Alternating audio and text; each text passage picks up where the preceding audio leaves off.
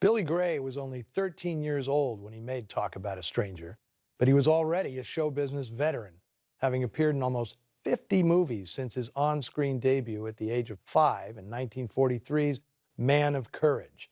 It helped that his mother, Beatrice Gray, was a busy actress herself. She made a stampede of B-westerns in the 1940s, often finding a spot in her home on the range for her real son. Now, Talk About a Stranger was certainly not the first film noir Billy Gray appeared in. You look closely, you'll find him horsing around in The Strange Affair of Uncle Harry, Suspense, The Strange Woman, The Gangster, Abandoned, Between Midnight and Dawn, and The Killer That Stalked New York. He even asks Humphrey Bogart for an autograph in Nick Ray's noir masterpiece, In a Lonely Place. Of course, these were all fleeting appearances. The role he's most remembered for was in the film he made just before this, The Day the Earth Stood Still, in which his character, Bobby Benson, gives a tour of the nation's capital to alien visitor Klaatu, played by Michael Rennie. Older viewers will also remember Billy Gray from his role as Bud Anderson, son of Robert Young and Jane Wyatt, on the popular 50s sitcom Father Knows Best.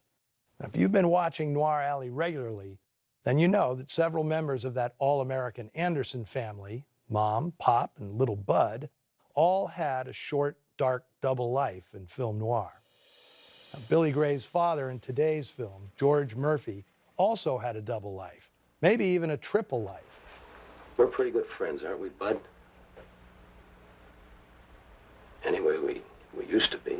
After dropping out of Yale in the 1920s, Murphy led the knockaround life of so many people who ended up gravitating to Hollywood.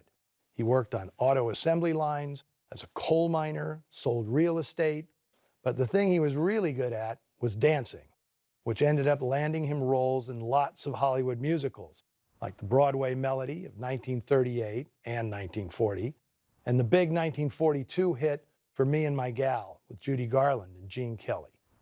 Like his performing doppelganger, Dick Powell, Murphy started appearing in more dramatic roles in the late 40s, pictures like The Arnello Affair, Battleground, and the noir thriller Border Incident.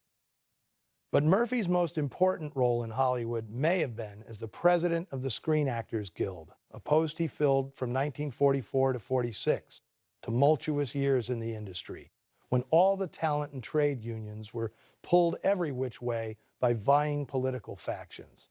Now, that was Murphy's first taste of politics, and apparently he liked it.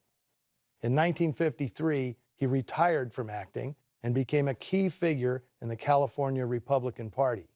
He also served as entertainment liaison to the White House in the 1950s, arranging the inaugural celebrations of Dwight Eisenhower and John F. Kennedy in 1961, back when American politicians still had some respect for their rivals. Murphy ran for office himself in 1964, winning a vacant seat in the California Senate, where he served until 1971.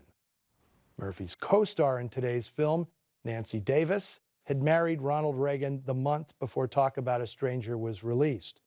Reagan made no bones about the fact that George Murphy was the model for his political career. To say he followed in his colleagues' footsteps is dead on.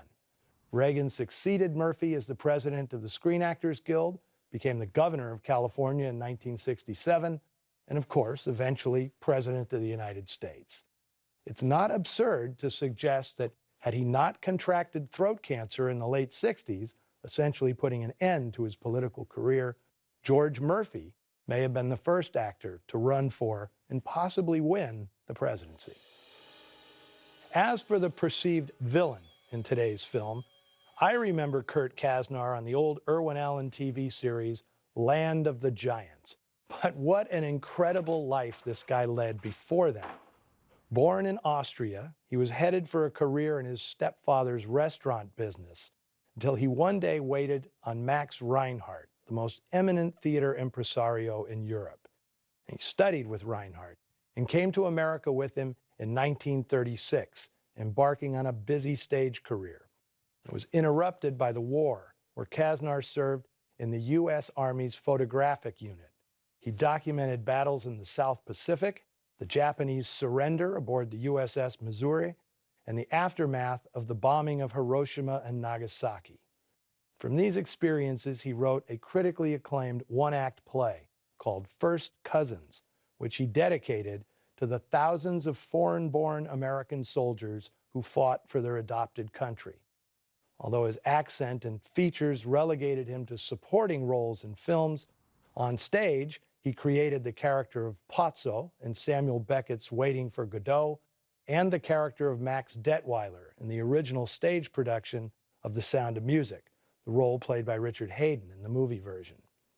After gaining entree into the business by directing low-budget versions of timeless classics such as Peer Gynt and Julius Caesar, David Bradley learned that good taste only gets you so far in this business.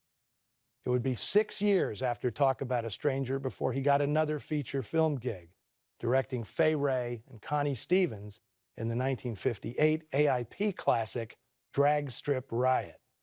There'd be only 2 more on his resume, 1960's 12 to the Moon and The Madman of Mandoras in 1963, later reissued as They Saved Hitler's Brain. But not every fledgling director gets to be Richard Fleischer or Anthony Mann. Share your thoughts about today's film on our Noir Alley Facebook page and Twitter feed.